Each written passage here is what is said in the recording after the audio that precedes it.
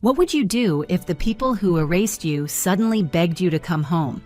My name is Eleanor Hartman, but in Savannah, most people just call me Judge Hartman. That title didn't come easy, and it definitely wasn't gifted. 5 years ago, I walked away from the only people who were supposed to love me unconditionally, my family.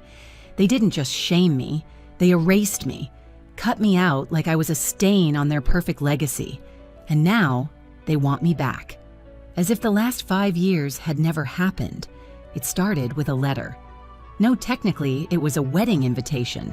Thick cream cardstock, the Hartman family crest, stamped in gold like some kind of royal decree. Inside was a note, scribbled in the shaky handwriting I hadn't seen since the day I left. Please come. I miss you. They don't know I'm writing. Mom. My hands trembled as I held it.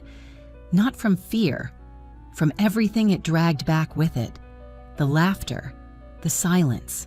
The night Nathan, my older brother, stood up and toasted my failure like it was a punchline. They thought I was beneath them because I chose to fight for people no one else cared about.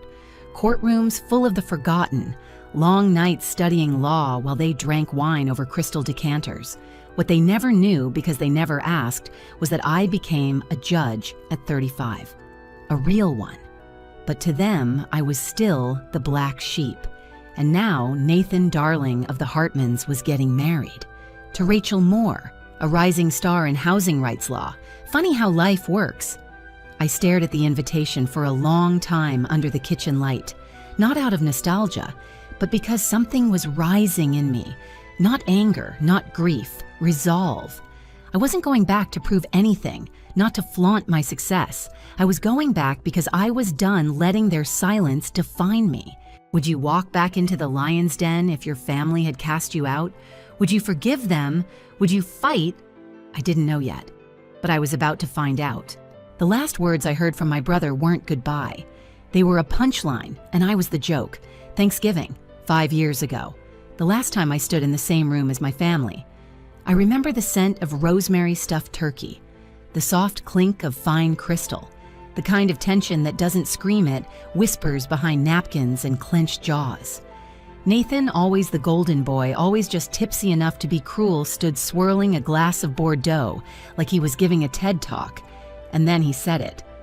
Some of us choose to serve the family legacy. Others... He paused, smirked, seemed determined to disgrace it. Laughter rippled across the table, that brittle, uncertain kind of laugh, the kind where no one's sure if it's okay to laugh, but they do it anyway because silence is worse. My mother's hand tightened around her wine glass, her lips pressed into a razor-thin line. My father. He stared at the centerpiece like I didn't exist. I was 29, a public defender, freshly sworn in. Exhausted but proud, fighting for people without voices, without choices. But to the Hartmans, that wasn't noble. It was embarrassing.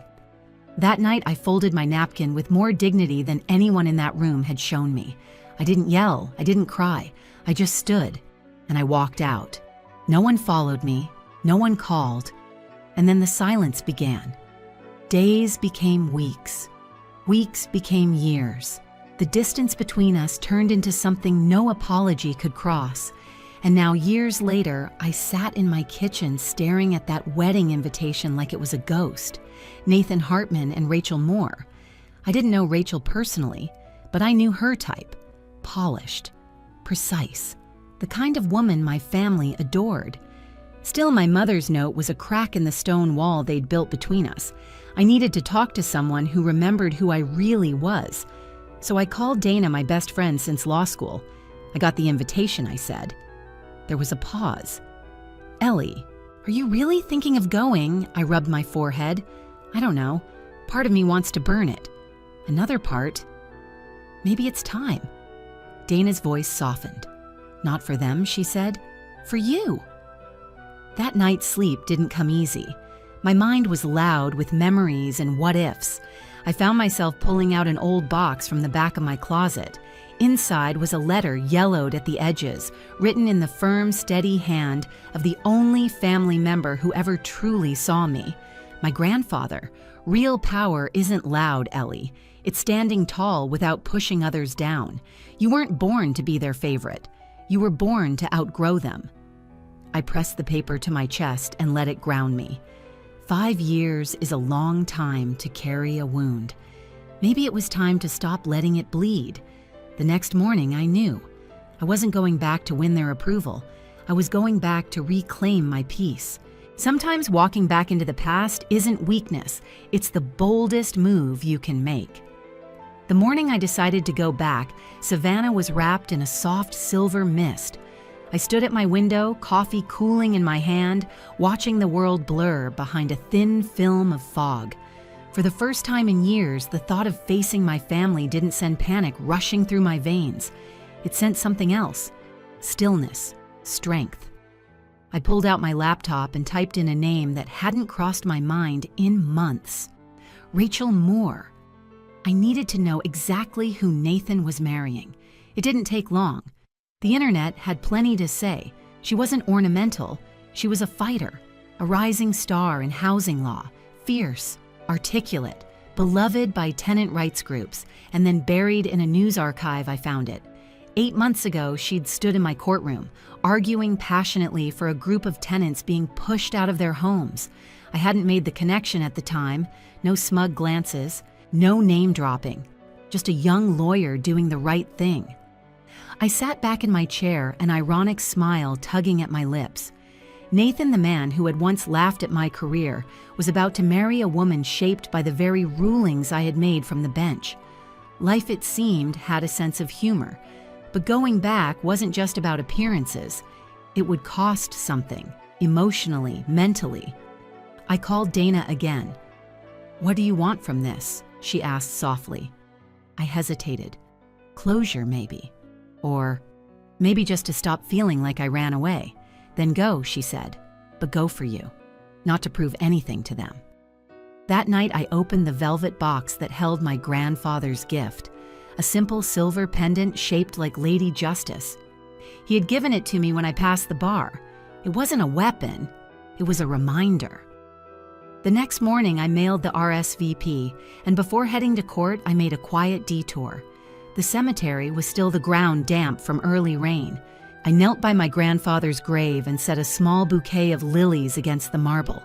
"You always saw me," I whispered, "even when no one else did."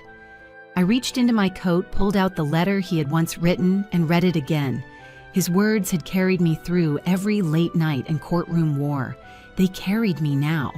As I stood to leave, I felt something shift inside me. Not healed, not whole, but lighter. Later that day, as I climbed the courthouse steps, a clerk nodded and said, "Morning, Judge." I smiled, just a little. That small recognition had anchored me. Whatever waited for me at that wedding, I wouldn't be walking in as the girl they mocked. I'd be walking in as the woman I became. The Hartman estate was exactly as I remembered it. Grand, gilded, cold. The driveway gleamed with cars worth more than entire neighborhoods. Inside, everything buzzed with that forced cheer only old money could sustain. Waiters glided through the crowd, balancing flutes of champagne. Laughter rang just a touch too loud. I moved past the entryway, past the wall lined with photos of Nathan, his whole life displayed in high-resolution milestones. Baby Nathan, graduation Nathan, medical board Nathan. Me, I wasn't on those walls. I had been cut out like I never existed. In the side parlor, I heard the whispers start. She actually came. I heard she's just a traffic judge. Well, it's not like she's doing real work. Their words brushed against me like thorns, but I didn't flinch. Not anymore. The ballroom was a cathedral of excess. Garish flowers, towers of champagne, a jazz quartet, humming quietly near the fireplace. I found my seat tucked between two cousins who barely looked my way. Across the room, Nathan stood with a whiskey in hand, one arm draped around Rachel.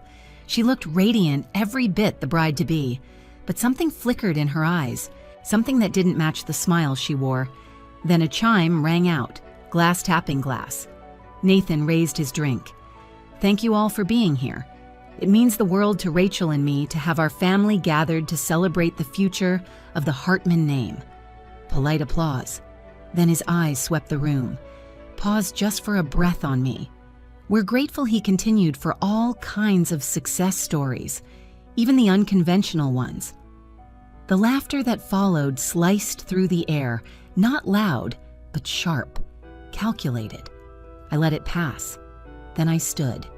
The room fell into a stunned hush. I walked to the grand piano and placed a plain manila folder on its polished surface. With slow, deliberate hands, I opened it, and the real story began. They tried to erase my story, so I wrote a new one and read it out loud. Under the chandelier's golden light, I opened the folder. Silence tightened around the room like a noose. Inside, headlines printed in bold. Judge Hartman recognized for judicial excellence. Champion for housing justice. Wins state commendation. Articles, awards, letters of recommendation from the state bar, photographs of swearing-in ceremonies, transcripts of landmark decisions, all bearing one name, Eleanor Hartman. I lifted one letter slowly, unfolded it, read it aloud. For outstanding service in judicial equity and commitment to public interest law. My voice didn't shake, not once. The room was so quiet I could hear the hum of the overhead lights and somewhere a camera shudder. I let the silence stretch. Then I said it softly, lightly, with a smile that didn't reach my eyes. Funny. For someone who supposedly couldn't handle life, I seemed to have kept rather busy. Gasps fluttered around the ballroom like startled birds. Some looked away. Others couldn't stop staring. But I wasn't looking at them. I was looking at Rachel. Her gaze locked on the folder. Confusion flickered. Recognition dawned. Then her expression sharpened into something fierce and crystal clear. She turned to Nathan, eyes narrowed. "You lied." Not loud, not dramatic, but her voice cut through the room like a scalpel. Nathan's mouth opened. No sound came out. He looked like someone had pulled the stage out from under his feet. Rachel reached for her left hand, slid the engagement ring off her finger, and then calmly, deliberately, she set it on the piano beside my folder. She turned to me, met my eyes. "Thank you." One word. But it held everything, understanding, respect. Liberation. And then she walked away, chin high, steps unhurried. She didn't look back. The Golden Boy image Nathan had worked so hard to construct collapsed in real time without a single scream or thrown glass. I stayed at the piano a moment longer, let the silence speak, let it settle deep in their ribs. Then I gathered my folder, tucked it under my arm, and returned to my seat. The party limped forward. Laughter resumed too loud. The jazz quartet played on. But something had shifted. The foundation beneath them had cracked, and they knew it. When silence didn't work, they turned to lies. But I had come prepared. By the time I got home that night, my dress unzipped my feet, bare a glass of water in hand. My phone was already buzzing, not from family, from headlines, but not the big networks. No, Nathan was smarter than that. These were the shadows, gossip blogs, tabloid sites, the clickbait underbelly of the internet. Anonymous source claims Judge Hartman bullied her way to the bench. Former classmates say Eleanor Hartman was emotionally unstable. Who is the real Judge Hartman? I stared at the screen, exhaled slowly, let the sting settle, then fade. This was Nathan's playbook, dirty, petty, predictable. But what he didn't know was that I had seen it coming. The moment I made the decision to attend the wedding, Dana and I started preparing. We compiled everything: judicial appointments, peer reviews, press features, community impact reports. We put together a truth package. No rants, no drama, just facts. The next morning, while Savannah stretched beneath a pale spring sun, I logged onto my public channels and posted just one thing. A quote: "Facts are stubborn things." John Adams, and with it, the truth, laid out in plain sight. Within hours, the tide began to turn. Not just quietly, but loudly. Former clients, colleagues, housing advocates, law professors, they stepped forward. Not because I asked them to, but because they wanted to. They told their stories. They spoke about what I had done, who I really was. The public saw through the smear campaign like glass.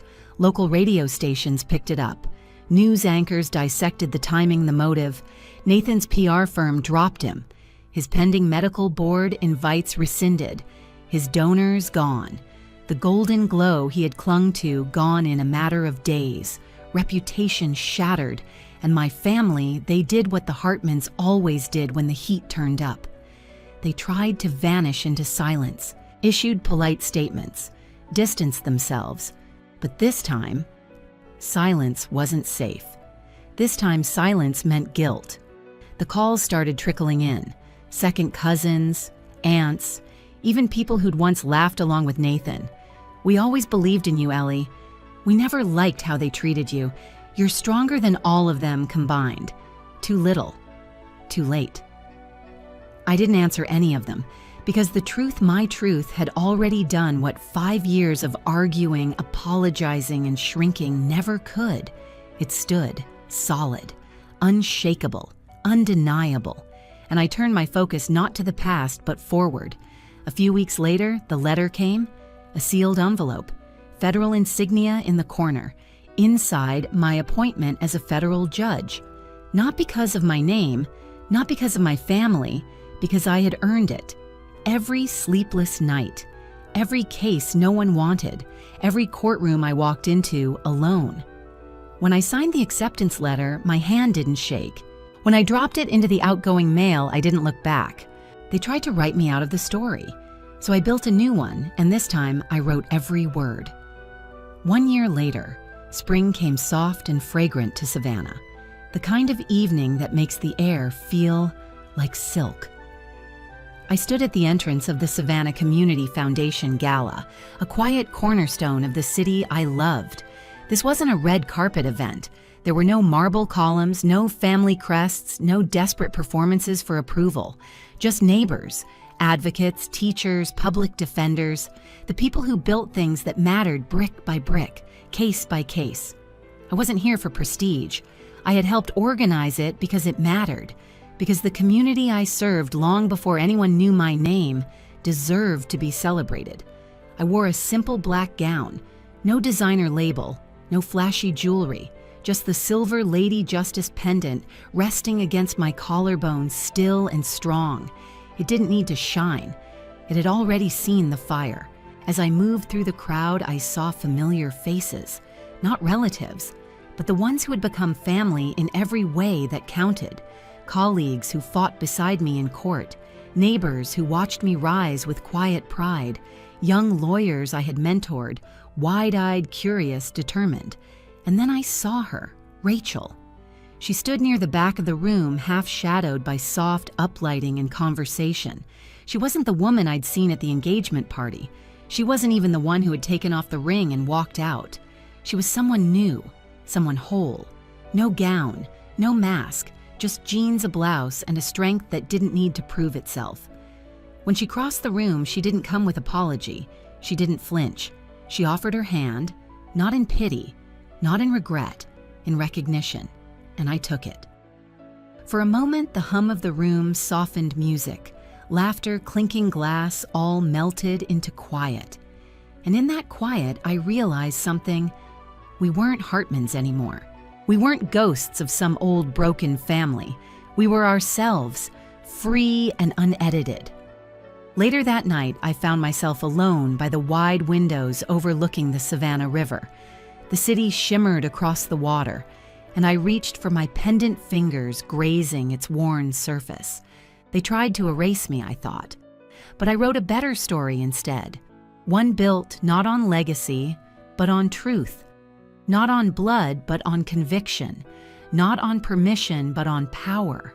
I never needed them to grant. Because here's the thing no one tells you. Sometimes the deepest scars don't come from strangers. They come from the people who were supposed to love you first. But scars aren't the end of the story. Sometimes they're just where it begins. Have you ever faced something like this? A family that tried to erase you? Share your story below. Let your voice be heard. And if this hit home, don't forget to like, subscribe, and join us for more stories of strength, truth, and the power of reclaiming your place.